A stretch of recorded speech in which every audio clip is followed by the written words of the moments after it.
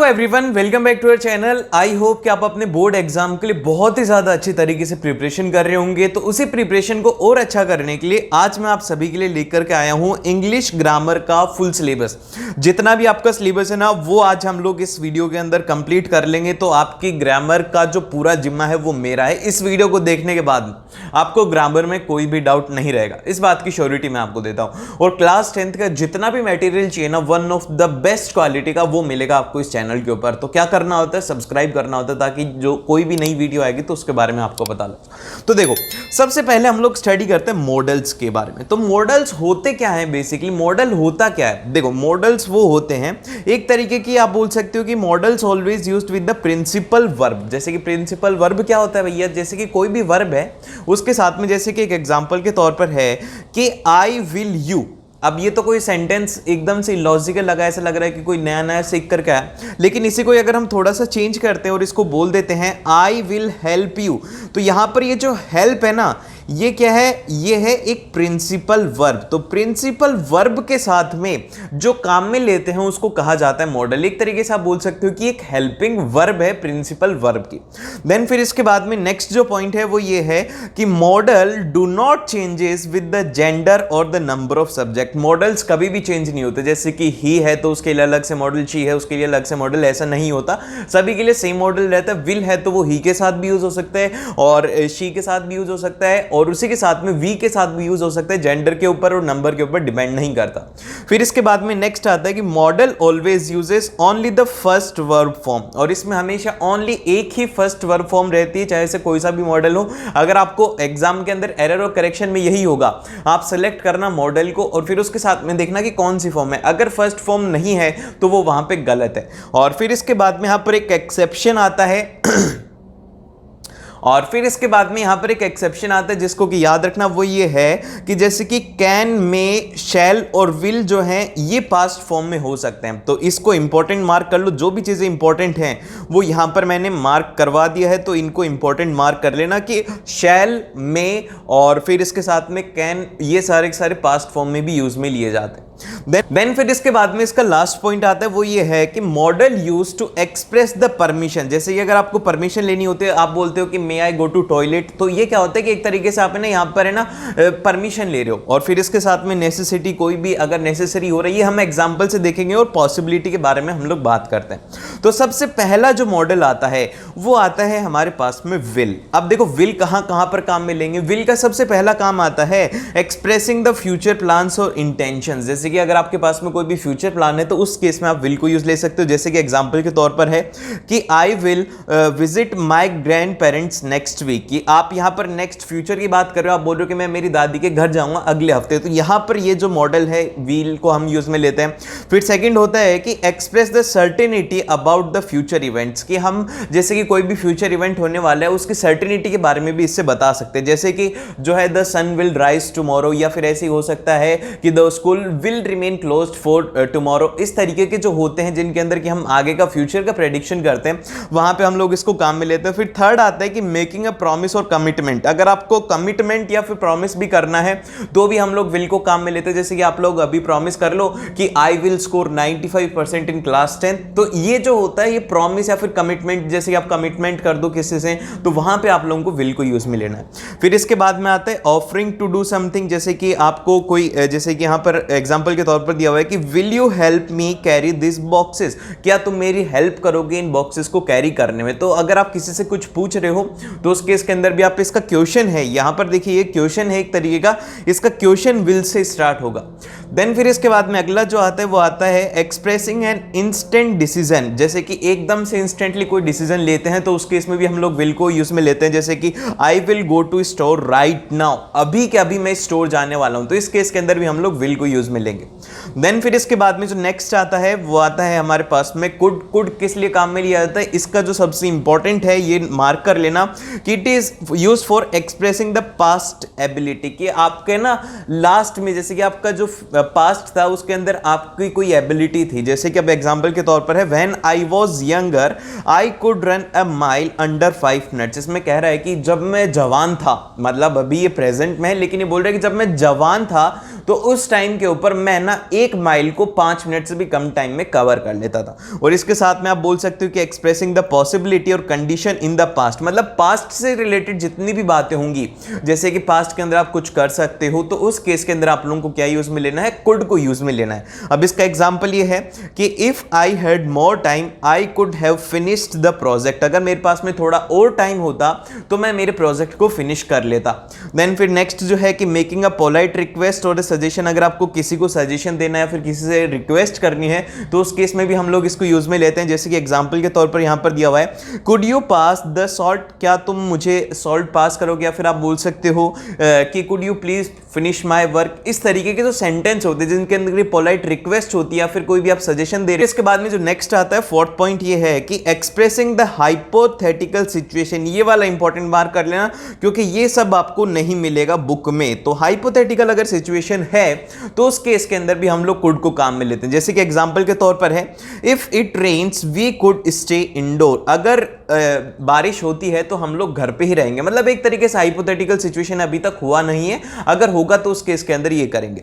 Then फिर इसके बाद में जो नेक्स्ट आता है हमारे पास में वो आता है कैन। कैन तो हम लोग बहुत ज्यादा जगह पे यूज में लेते हैं, तो इसके अंदर तो कुछ भी नहीं है, इसमें बस 3 जगह पे हम लोग इसको बेसिकली काम में लेते हैं।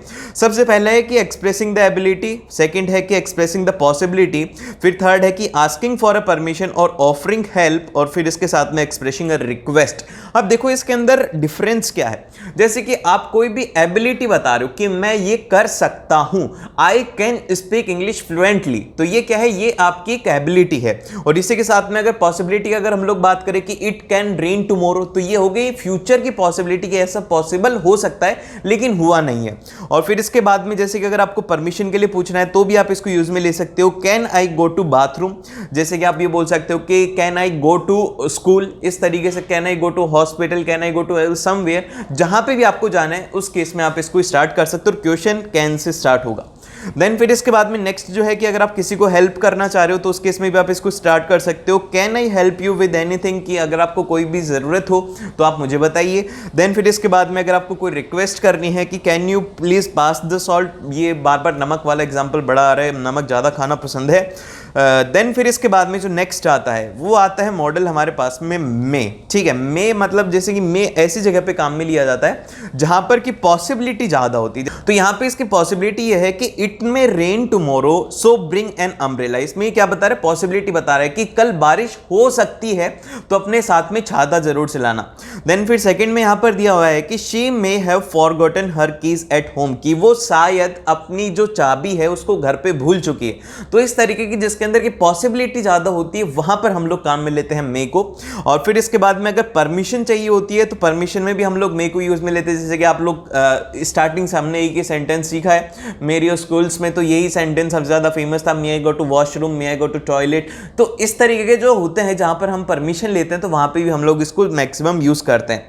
देन फिर इसके बाद में नेक्स्ट जो आता है, अगर आपको सजेशन देनी है तो आप इसके अंदर स्टार्ट कर सकते हैं कि may I suggest trying the vegetarian option for the dinner tonight. जैसे कि अगर आप किसी को सजेशन दे रहे हो, आप खाने पर गए और आप किसी को सजेशन दे रहे हो कि may I offer you something great for tonight dinner, तो इस तरीके से आप ना कोई से अगर मतलब सजेशन देते हो तो वहां पे इसको काम में लेते हैं। देन में आता है माइट। देखो माइट जो है उसको हम लोग, माइट और मे ना एग्जैक्टली सेम होता है, तो हमें ना बहुत बार ऐसा कंफ्यूजन होगा कि क्या करें, मे लगाएं या माइट लगाएं। तो इस सिचुएशन के अंदर मैं आपको बताता हूं कि जो माइट होता है ना उसको थोड़ा लेस फॉर्मल माना जाता है। देखो यहां पर ये स्टेटमेंट में भी लिखा हुआ है कि note that the might is similar to may in terms of expressing possibility. अगर कोई भी पॉसिबिलिटी है तो उसमें अगर आप चाहे मे काम में लो या फिर आप उसके अंदर माइट काम में लो, एग्जैक्टली सेम होता है, लेकिन ये लेस फॉर्मल होता है। लेस फॉर्मल का मतलब क्या है, जैसे कि अगर आप किसी से परमिशन ले रहे हो तो उस केस में आप माइट तो लगा सकते हो, लेकिन जो फॉर्मलनेस के लिए अगर अच्छा आपको लिखना है तो आंसर उस केस के अंदर करेक्ट रहेगा आपके पास में मे को जरूर से याद रखना। देन फिर इसके बाद में चलते हम लोग नेक्स्ट की तरफ। और फिर इसके बाद में आता है मस्ट। देखो मस्ट जो है, मस्ट को है ना कोई भी एक स्ट्रॉन्गर, जैसे कि कोई भी you must have to go to college, तो इस तरीके के जो सेंटेंस होते हैं जिसके अंदर एक स्ट्रॉन्ग पॉसिबिलिटी होती है, स्ट्रॉन्ग आप बोल सकते हो कि कोई भी काम को करने के लिए स्ट्रॉन्ग रीजन होता है, तो उस केस के अंदर हम लोग मस्ट को काम में लेते हैं। अब जैसे कि मस्ट का एग्जांपल यहां पर क्या क्या दिया हुआ है, सबसे पहले यहां पर दिया हुआ है ऑब्लिगेशन। ऑब्लिगेशन का मतलब ये है कि जैसे कि आपको है ना कोई भी एक वर्क है जो कि आप बोल सकते हो कि बेसिक ड्यूटीज हो गई, जैसे कि जो भी बेसिक काम है जिसको कि आपको करना जरूरी है, वहां पे हम लोग मस्ट को काम में लेते हैं। जैसे कि फर्स्ट एग्जांपल में दिया हुआ है कि you must stop at the red light, तुम्हें रेड लाइट के ऊपर रुकना है। ये यहां पर आपको कोई ऑप्शन नहीं दे रहा कि रुको तो आपकी मर्जी, नहीं रुको तो भी आपकी मर्जी, ऐसा नहीं, आपको रुकना है मतलब रुकना है, इसके अंदर स्ट्रॉन्ग ऑब्लिगेशन है। देन फिर इसके बाद में यहां पर आता है कि employ must wear a uniform at work, और इसके साथ में यह है कि जो एम्प्लॉयर्स होते हैं उनको यूनिफॉर्म पहनना कंपलसरी होता है। देन फिर इसके बाद में नेक्स्ट जो आता है वो आता है स्ट्रॉन्ग रिकमेंडेशन। स्ट्रॉन्ग रिकमेंडेशन जैसे कि आप अपने फ्रेंड को कभी सजेस्ट कर रहे हो कि भाई वो वाली दुकान है ना उसके ऊपर जाए ना तो तू ये खाना, तो वहां पर क्या कर रहे हो आप, एक स्ट्रॉन्ग पॉसिबिलिटी या फिर एक स्ट्रॉन्ग रिकमेंडेशन दे रहे हो, तो वो केस होता है यहां पे। जैसे कि इसके अंदर एग्जांपल के तौर पर है कि you must try the seafood risotto, it's amazing, कि आप उसको बोल रहे हो कि तुम्हें वो ट्राई जरूर से करना चाहिए क्योंकि बहुत ही ज्यादा अमेजिंग है, बहुत ही ज्यादा डिलीशियस है। और फिर इसके बाद में नेक्स्ट जो आता है कि you really must see the new exhibition at the museum, कि तुम्हें जो नई एग्जीबिशन है उसको म्यूजियम पर जाकर के जरूर से देखना चाहिए। और फिर इसके बाद में नेक्स्ट जो आता है वो आता है नेसेसिटी। नेसेसिटी का केस क्या होता है कि जैसे कि आपको है ना कोई भी चीज अर्जेंट है या फिर कोई भी एकदम से नेसेसरी है, तो उस केस के अंदर भी आप इसको काम में ले सकते हो। जैसे कि एग्जांपल के तौर पर है कि वी मस्ट लीव नाउ और वी विल बी लेट, कि अब या तो हम अभी निकले अदरवाइज हम लोग लेट हो जाएंगे। और फिर इसके बाद में नेक्स्ट ये है कि this cake must be refrigerator और इट विल स्पॉइल, कि या तो तुम इसको अभी फ्रीज में रख दो अदरवाइज ये खराब हो जाएगा। देन फिर इसके बाद में जो यहां पर नोट में लिखा हुआ है वो ये लिखा हुआ है कि note that must express a stronger sense of obligation और the necessity as compared to the other modal verb such as should और नीड टू। अभी इसकी जगह पर आप है ना शुड और नीड टू को भी काम में ले सकते हो, लेकिन यहां पर जो मस्ट होता है, मस्ट को यूज में अगर कोई भी स्ट्रॉन्ग ऑब्लिगेशन है तो उस केस के अंदर आपको मस्ट को काम में लेना है। देन फिर इसके बाद में जो नेक्स्ट आता है वो आता है हमारे पास में शुड। अब देखिए शुड क्या होता है, शुड को कहां पर काम में लेते हैं। जैसे कि आप लोगों ने देखा होगा एग्जाम के अंदर एग्जामिनर आपको इन्हीं कुछ 3-4 मॉडल्स के अंदर करेगा, कैन में, कुड में, शुड में, मे और माइट में, इन 3-4 मॉडल्स होते हैं, इनके अंदर एग्जामिनर के फेवरेट होते हैं जहां पर वो आपको कंफ्यूज करेगा। तो आपको वहां पर काम में लेना है शुड को जहां पर कि आप कोई भी एडवाइस दे रहे हो, जैसे कि यहां पर you should eat a balance diet to stay healthy, कि तुम्हें बैलेंस डाइट को लेना चाहिए अगर तुम्हें हेल्दी रहना है तो। देन फिर इसके बाद में यहां पर नेक्स्ट जो आता है कि you should study for the exam if you want to do well, तुम्हें पढ़ाई करनी चाहिए अगर तुम्हें एग्जाम के अंदर अच्छा स्कोर करना है तो। यही आप लोगों के लिए भी एप्लीकेबल होता है। देन फिर इसके बाद में यहां पर आता है ऑब्लिगेशन के लिए भी हम लोग इसको काम में ले सकते हैं। जैसे कि इसके अंदर ऑब्लिगेशन ये है कि employ should arrive on the time for their shift, कि उनके जो टाइम शिफ्ट है उसके ऊपर उनको टाइम से पहुंचना है। देन फिर इसके बाद में यहाँ पर नेक्स्ट आता है कि children should respect their elders, की उनको अपने जो एल्डर्स हैं उनकी रेस्पेक्ट करनी चाहिए। अब देखो यहाँ पर ये है, आपको कंफ्यूजन होगा कि मस्ट और शुड के अंदर क्या डिफरेंस है। तो मस्ट के अंदर क्या होता है कि वो स्ट्रांग है, कि वहां पर कोई भी चांसेस नहीं है, जैसे कि यूनिफॉर्म में जाना है तो आपको यूनिफॉर्म में जाना है, लेकिन यहां पर दिया गया है कि आपको रेस्पेक्ट करनी चाहिए, जिसके अंदर ऐसा कह दिया जाए कि आपको ऐसा करना चाहिए, तो उस केस के अंदर क्या होता है, वहां पे हम लोग लेते हैं शुड को काम में, जहां पर कि स्ट्रांग पॉसिबिलिटी नहीं है, स्ट्रांग नहीं है कि कोई भी ऑप्शन स्ट्रांग नहीं है, तो उस केस में हम लोग इसको काम में लेंगे। देन फिर इसके बाद में नेक्स्ट जो आता है वो आता है कि अगर आप कोई भी सजेशन दे रहे हो तो उसमें भी ले सकते हो, we should go for a walk in the park after lunch, कि आप उसको सजेशन दे रहे हो कि अगर चलना चाहो, मतलब इसका मैं आपको बहुत ही सिंपल में बता रहा हूं कि अगर तुम चलना चाहो तो ठीक है, अदरवाइज यहां पर स्ट्रांग पॉसिबिलिटी नहीं है, you must have to go to park after lunch. तो ये यहां पर अगर स्ट्रांग पॉसिबिलिटी होती तो उस केस के अंदर हम लोग इसे काम में ले सकते थे, लेकिन आपने पूछा है यूजुअली कि क्या चलोगे क्या लंच के बाद में, देन फिर इसके बाद में नेक्स्ट जो आता है वो आता है हमारे पास में note that should is often used to express a weaker sense of obligation और a recommendation as compared to must. और यहां पर जो शुड होता है, जैसे कि मैंने आपको बताया कि जहां पर वीकर होता है वहां पर एकदम से स्ट्रॉन्ग पॉसिबिलिटी नहीं है, वहां पर वीक पॉसिबिलिटी है, तो उस केस के अंदर हम लोग किसको काम में लेते हैं, उसको काम में लेते हैं शुड में। देन फिर इसके बाद में हमारे पास में आते हैं आर्टिकल। अब देखो आर्टिकल में 3 तरीके के होते हैं। सबसे पहले हम लोग बात करते हैं ए आर्टिकल जो है उसको कहां पे काम में लेते हैं। इसको बेसिकली 3 जगह पे हम लोग काम में लेंगे, जहां पर कि सिंगुलर काउंटेबल नाउन होगा। सेकंड है कि अगर आप कोई भी नाउन है उसको फर्स्ट टाइम पर इंट्रोड्यूस कर रहे हो किसी भी सेंटेंस में, तो वहां पे काम में लेंगे। और फिर इसके बाद में कोई भी सर्टेन एक्सप्रेशन है उसके लिए हम लोग काम में लेते हैं। देखो ये लास्ट वाला है, ये काफी ज्यादा इंपॉर्टेंट है कि used in a certain expression, तो ये आपको याद रखना है। देन फिर इसके बाद में सबसे पहले अगर हम लोग बात करें कि ए को कहां पे काम में लेना है, तो देखो इसके लिए एक रूल बना रखा है, वो ये है कि इनको काम में लेते हैं कॉन्सोनेंट्स के साथ में। अभी कॉन्सोनेंट्स क्या होते हैं, वोवल्स के अलावा। अब देखो वोवल से याद रखना काफी ज्यादा आसान है, ए ई आई ओ यू, ठीक है। इन 5 के अलावा जितने भी होते हैं उनको कहते हैं कॉन्सोनेंट्स। तो कॉन्सोनेंट्स के साथ में हमें ए को काम में लेना है। तो जहां पर भी आपको ये दिखे उसके आगे आपको ये नाउन में, जैसे कि कोई भी सब्जेक्ट है उसके अंदर ये दिख रहा है, तो वहां पे आपको इसको यूज में नहीं लेना है। अब इसके लिए जैसे कि सिंगुलर काउंटेबल नाउन है, इसके लिए जैसे कि कोई भी कैट हो गया, a cat, a book, a pen, इस तरीके से हम लोग काम में लेते हैं जिनको गिना जा सकता है वहां पे। और फिर उसके साथ में जैसे कि यहां पर ये सेंटेंस है, इस सेंटेंस के अंदर अगर आप ए को हटा दोगे तो यहां पर आ जाएगा डॉग इज बार्किंग आउटसाइड, लेकिन इसको ग्रामेटिकली करेक्ट करने के लिए हम लोग काम में लेते हैं आर्टिकल को, जो कि है a dog is barking outside. और इसके साथ में आता है कि I saw a man in a park, जैसे कि यहां पर ये सब्जेक्ट है, सब्जेक्ट को हम इंट्रोड्यूस करें तो इसके साथ में हम लोग ए को लगाएंगे। देन फिर इसके बाद में अगर कोई भी आपको एक्सप्रेशन करना है, जैसे कि अ लिटिल बिट हो गया, या फिर आपके पास में अ कपल ऑफ हो गया, या फिर अ फ्यू हो गया, तो इस तरीके के जो एक्सप्रेशन होते हैं उसके लिए हम लोग काम में लेते हैं ए आर्टिकल को। देन फिर इसके बाद में अगला जो आर्टिकल आता है हमारा, वो आता है एन आर्टिकल। एन आर्टिकल कहां पे काम में लेते हैं, जहां पर ए को काम में नहीं लेते वहां पर एन को लेते हैं। जैसे कि जो यहां पर बताया गया है कि वोवल साउंड्स के साथ में, वोवल साउंड जहां से कि वोवल का साउंड भी आए वहां पे भी आपको इसको काम में लेना है। अभी जैसे कि यहां पर यह है कि सिंगुलर काउंटेबल नाउन जैसा कि उसमें होता था, बस इसके अंदर यहां पर देखो कि जो स्टार्ट हो रहा है नाउन, इसके अंदर एप्पल है तो इसके अंदर ए आ रहा है, और एग के अंदर ई आ रहा है, अम्ब्रेला के अंदर यू आ रहा है, तो ये क्या वोवल्स के अंदर है ना, वोवल्स में ए ई आई ओ यू में आ रहे हैं, तो इसीलिए यहां पर क्या काम में लिया है, एन को काम में लिया है। देन फिर इसके बाद में अगला जो आता है वो आता है कि introducing a noun for the first time. इस केस के अंदर भी वही रहता है कि अगर हमारे सेंटेंस में आ रहा है तो हम लोग एन काम में लेंगे अगर वहां पे वोवल्स हैं, जैसे कि an elephant is big animal. फिर सेकंड है कि an hour is a 60 minute के। इसके बाद में जो नेक्स्ट है वो है सर्टेन एक्सप्रेशन। सर्टेन एक्सप्रेशन में यहां पर देखिए ध्यान से, वो ये है कि आपको है ना यहां पे एक डाउट आएगा कि भैया ये देखो ये आर है, ये तो स्टार्ट तो एच से हो रहा है, लेकिन आपने तो एन आर कर रखा है, ये क्या कर रहे हो आप तो गलत पढ़ा।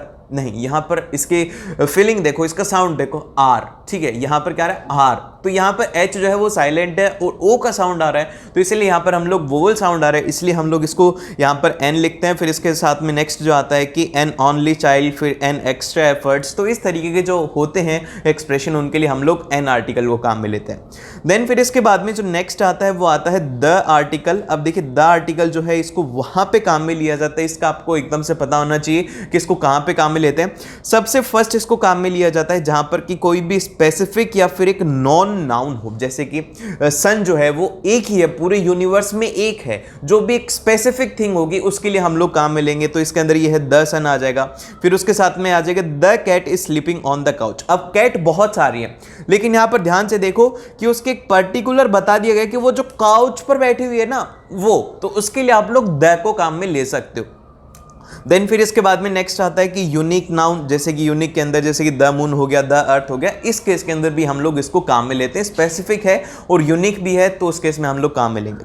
देन फिर इसके बाद में नेक्स्ट जो आता है कि नाउन विद द स्पेसिफिक और अ नॉन रेफरेंस, कोई भी एक स्पेसिफिक रेफरेंस है, जैसे कि अभी अभी यहां पर कैट का हमने रेफरेंस दिया, तो उस केस के अंदर भी हम लोग द को काम में ले सकते हैं। जैसे कि यहां पे इसमें है कि the book on the table is mind, वो जो टेबल पर पड़ी हुई बुक है वो है मेरी, तो इस केस के अंदर आप द को काम में ले सकते हो। देन फिर इसके बाद में नेक्स्ट आता है कि अगर आपका कोई भी एक क्लास है या फिर एक ग्रुप को आप पूरा पॉइंट करना चाहते हो तो उस केस के अंदर भी आप द आर्टिकल को काम में ले सकते हो। जैसे कि फॉर एग्जांपल के लिए यहां पर इसमें दिया गया है कि the tiger is an endangered species, tiger का एक पूरा ग्रुप है। जैसे कि अगर हम लोग ह्यूमंस को करें तो ह्यूमन ह्यूमंस के आगे द लग जाएगा क्योंकि हमने ह्यूमंस के पूरे ग्रुप को पॉइंट कर रहे हैं। और फिर इसके बाद में नेक्स्ट है कि the penguin is a flightless bird, कि जो पेंगुइन है, पेंगुइन्स के पूरे पूरे ग्रुप को यहां पर इंडिकेट किया जा रहा है कि जो पेंगुइन्स होते हैं वो फ्लाइटलेस बर्ड होते हैं। नाउ इसके बाद में जो नेक्स्ट आती हैं वो आती हैं प्रीपोजिशन। प्रीपोजिशन से रिलेटेड बहुत ही छोटा छोटा है, बहुत ज़्यादा कुछ इसमें याद नहीं रखना। सबसे पहले आता है एट। एट को कहाँ पर काम में लेते हैं? At is used with the places और the place usually small towns and the villages at a definite point of time. अब जैसे कि आप एट को कहाँ पे काम में लोगे? कोई भी एक प्लेस है या फिर जैसे कि आप बोल सकते हो कि कोई भी एक स्पेसिफिक जगह है, वहाँ पे आप लोग एट को काम में ले सकते हो। और जैसे कि कोई भी, इसको बेसिकली काम में लिया जाता है स्मॉल टाउन्स के लिए। आप एट ये नहीं बोलोगे एट इंडिया, आप इंडिया के आगे एट नहीं लगा सकते क्योंकि एक कंट्री है। आप एक स्मॉल टाउन के लिए, आपका जो भी टाउन है उसके आगे आप एट लगा सकते हो, आई लिव एट। फिर इसके इस तरीके से आप इस प्रीपोजिशन को काम में लेते हैं। देन फिर इसके बाद में नेक्स्ट जो आता है वो आता है इन। इन आप कहां पर काम में लेंगे? इन आप काम में लेंगे कोई भी एक बिग कंट्री है या फिर कोई भी एक लार्ज टाउन है उस केस के अंदर। जैसे कि हम बोलेंगे कि वी लिव इन इंडिया, ऐसा थोड़ी बोलेंगे वी लिव एट इंडिया। आप ये बोल सकते हो कि आई लिव एट, जो भी आपके टाउन का नाम है वो आ सकता है। और इसी तरीके से लार्ज टाउन अगर है तो उसके इसके अंदर एट नहीं आएगा, इन आएगा। जैसे कि I live in Jaipur. Jaipur क्या है? एक बहुत ही बड़ा एक लार्ज टाउन है। और फिर इसके बाद में नेक्स्ट जो टाउन नहीं है वो सिटी है, सॉरी। और फिर इसके बाद में आता है सिंस। सिंस को हम लोग वहां पे काम में लेते हैं जहां पर कि हमें एक स्पेसिफिक पॉइंट ऑफ टाइम को डिनोट करना होता है। इसका क्या मतलब भैया? इसका मतलब ये कि आप डिनोट करना चाह रहे हो कि भैया मैं ना इस प्रोजेक्ट के ऊपर पिछले 1 महीने से काम कर रहा हूं, तो आप इसके सेंटेंस को जब फ्रेमिंग करेंगे तो आप इसके साथ में लगाएंगे since. I have been working on this project since last month, since last week. तो आप यहां पर क्या बता रहे हो? टाइम बता रहे हो कि हाँ भैया देख मैं पिछले 3 महीने से 1 महीने से काम कर रहा हूं, तो उस केस के अंदर हम लोग सिंस को काम में लेते हैं। अब इसी के साथ में एक और जो डाउट आ जाएगा वो आ जाएगा कि भैया फोर को कहां पे काम में लेंगे? फिर ये जो फोर होता है इसको कहां पे काम में लेते हैं? तो बेसिकली इसको वहां पर काम में लिया जाता है वहां पर जहां पर कि हम एक पीरियड ऑफ टाइम को बता रहे हैं कि हाँ भाई मैं ना आज 6 घंटे पढ़ाई करी, आज मैंने 4 घंटे पढ़ाई करी, या फिर आज मैंने जितना भी एक टाइम है हमने फिक्स कर दिया कि इतने घंटे, तो उस केस के अंदर हम लोग 4 को काम मिलेंगे। इसका जो यहाँ पर सेंटेंस है वो ये है कि I have been studying for 6 hours. कौन आज कितनी पढ़ाई करी? जल्दी से कमेंट में बताओ कि कितने घंटे पढ़ाई करी। 1 2 3 4 5 6 जितने भी घंटे करी, ईमानदारी से बताना, देखते हैं कि कितने सारी आपने पढ़ाई करी। और फिर इसके बाद में नेक्स्ट जो आता है वो आता है हमारे पास में फ्रॉम।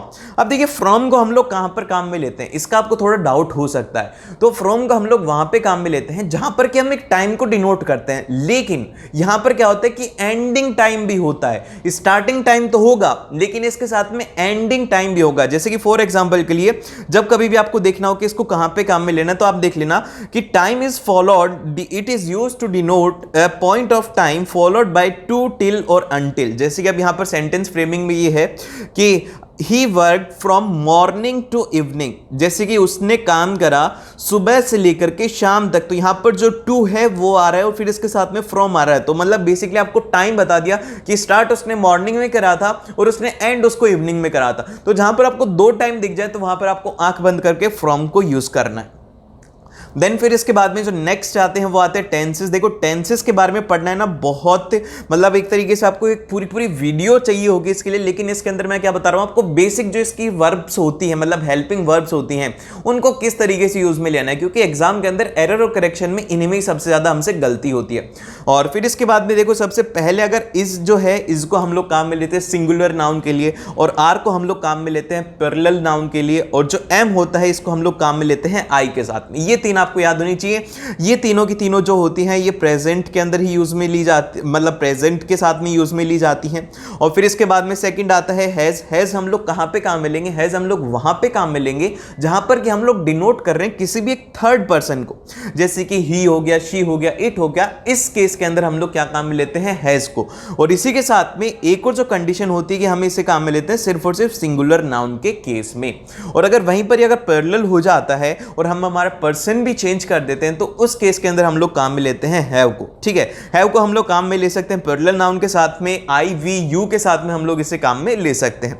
देन फिर इसके बाद में जो नेक्स्ट आता है वो आता है वॉज और वर। ये जो है ये बेसिकली यूज में लिए जाते हैं हमारे पास्ट टेंस के साथ में, और इस पास्ट टेंस के जितने भी फॉर्म्स हैं उनके साथ में हम लोग इसे काम में लेते हैं। जैसे कि वॉज हो गया, वॉज को हम लोग काम में लेंगे सिर्फ और सिर्फ एक जो है सिंगुलर सब्जेक्ट है वहां पे हम लोग काम में लेंगे। अगर सब्जेक्ट प्लुरल हो गया तो उस केस के अंदर हम लोग वर को काम में लेने वाले हैं। और इसी के साथ में आप जो वर है इसको दो तरीके से और काम में ले सकते हो। इसको आप बोल सकते हो थर्ड पर्सन और सेकंड पर्सन के केस के अंदर भी आप वर को काम में ले सकते हैं। देन फिर इसके बाद में नेक्स्ट जो आता है, एक जो नोट करके बात लिखी हुई है मैंने कि only the perfect tense will have the verb third form, की जो परफेक्ट टेंस होता है उसके पास में वर्ब की थर्ड फॉर्म होती है, अदरवाइज सभी के पास में ऑलमोस्ट वर्ब की फर्स्ट फॉर्म होती है, लेकिन जो पास्ट सिंपल होता है उसमें वर्ब की सेकंड फॉर्म होती है। तो इसके बारे में एक डिटेल्ड वीडियो आपको मिलेगा, लेकिन ये तो बस बेसिक था कि आप ना कोई भी चीजें भूले नहीं। अब इसके बाद में हम लोग थोड़ा सा देख लेते हैं रिपोर्टेड स्पीच के बारे में। रिपोर्टेड स्पीच जो है वो थोड़ा इंपॉर्टेंट है। तो आपको क्या करना है, सबसे पहले जैसे आपको क्वेश्चन दिखे तो आपको सेड टू को जो कन्वर्ट करना है वो करना है टोल्ड में, से को आपको कन्वर्ट करना है टेल के अंदर। और इसके साथ में एक बात यहां पर आपको याद रखनी है कि कोई भी ऑब्जेक्ट जो है रिपोर्टिंग वर्ब के बाद में नहीं आएगा, रिपोर्टिंग वर्ब के बाद में ऑब्जेक्ट नहीं आएगा। और फिर इसके बाद में जैसे कि आपको क्या क्या कन्वर्जन करना होता है, जस्ट को कैसे कन्वर्ट करेंगे, जस्ट को आपको कन्वर्ट करना है देन में, दिस को कन्वर्ट करेंगे दैट में, कैन को कन्वर्ट करेंगे कुड में, विल को कन्वर्ट करेंगे वुड में। लेकिन अगर हमारी जो रिपोर्टेड स्पीच है उसके अंदर अगर ये देन आ गया, अगर ये देन आ गया तो हम इसको इधर कर देंगे ना, करेंगे ना? नहीं, यही तो सबसे बड़ी गलती है, ये नहीं करना है, ये हम नहीं कर सकते। हम सिर्फ और सिर्फ यहां से आगे जा सकते हैं, इसमें पीछे आने का कोई भी चांसेस नहीं है। दिस को आप कन्वर्ट कर सकते हो दैट में, लेकिन दैट को आप दिस में कन्वर्ट नहीं कर सकते, ये बात ध्यान रखना, क्योंकि एग्जाम के अंदर एग्जामिनर आपको पहला ऑप्शन ये दे देगा कि ये बताओ, तो आप ना हाथों हाथ उसका आंसर दे दोगे, लेकिन ऐसा नहीं करना। देन फिर इसके बाद में जो नेक्स्ट आता है हमारे पास में वो ये आता है, देखो ये है यहां पर कि एगो को आपको किस में कन्वर्ट करना है, आफ्टर में करना है, नाउ को आपको कन्वर्ट करना है देन में। और ये जो आपकी प्रेजेंट वर्ब होती है, जैसे कि वर्ब की फर्स्ट फॉर्म है तो आपको उसको कन्वर्ट करना है पास्ट में। जब भी आप कन्वर्ट करेंगे रिपोर्टेड स्पीच में तो आप उसको प्रेजेंट टेंस से पास्ट टेंस में उसको सिंपल सा कन्वर्जन करना है। और इसी के साथ में अगर प्रेजेंट कंटिन्यूअस है तो आपको उसको कन्वर्ट करना होगा पास्ट कंटिन्यूअस में, सिंपल पास्ट है तो आपको उसको कन्वर्ट करना होगा पास्ट परफेक्ट में। अगर पास्ट में है तो हम उसको किस में कन्वर्ट कर देंगे, पास्ट परफेक्ट में। अगर प्रेजेंट में तो हम उसको कन्वर्ट करेंगे पास्ट में। और यहां पर दिया हुआ है जैसे कि वर्ब की सेकंड फॉर्म में, इसके साथ में वर्ब की थर्ड फॉर्म आ जाती है और हेल्पिंग वर्ब आ जाती है। तो ये सब चीजें आपको बेसिक जो टेंसेस हैं उससे याद रखनी है। और फिर इसके बाद में जो नेक्स्ट आता है वो ये आता है कि must can be changed to had to. जो हमारा मस्ट है, अगर आपको एग्जाम के अंदर दिखे कि वो हैड टू में कन्वर्टेड है तो वहां पर वो भी एकदम से सही सिचुएशन होती है, वो भी ऑप्शन सही रहेगा। और फिर इसके बाद में जो नेक्स्ट है कि ये जो पॉइंट है, ये वाला नोट वाला पॉइंट ध्यान से सुनना, ये है कि no change in the universal truth और द फैक्ट। अगर कोई भी एक यूनिवर्सल ट्रूथ है जो कि सच है एकदम से, जैसे कि the sun rises in the east, ये एकदम से सच है, तो इसको आप चेंज नहीं करोगे, ना ही आप इसके वर्ब को चेंज करोगे, ना ही आप इसके टेंस को चेंज करोगे। जैसे कि यहां पर कहा गया है my teacher said honesty is the best policy, honesty is the best policy, तो आप इसको कन्वर्जन किस तरीके से करेंगे, आप इसका कन्वर्जन करेंगे my teacher said that honesty is best policy. यहां पर आपने जो टेंस है उसको चेंज नहीं किया है, तो इसी तरीके से आपको ना सिंपल सा कन्वर्जन करना होता है। और आज के वीडियो में इतना ही था, मिलते हैं आप लोग उस नेक्स्ट वीडियो में।